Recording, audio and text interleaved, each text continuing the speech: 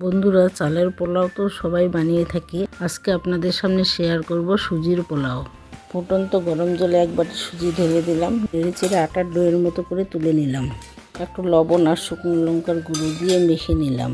অল্প একটু তেল দিয়েছি, তেল দিয়ে ভালো করে মেখে নিয়ে তারপরে মেশিনটার উপরে ঢুকিয়ে আমি ঘুরে ঘুরে বের করে নিলাম। তেলে ভেজে তুলে নিলাম।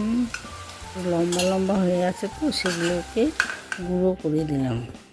তারপর চীনাবাদাম কাজু কিশমিশগুলোকে ভেজে দিলাম।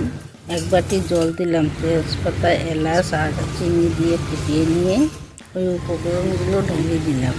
চীনাবাদাম কাজু কিশমিশে ভাজাগুলো ঢেলে দিলাম। ভালো করে নেড়ে চেড়ে রসায় তুলে নিলাম।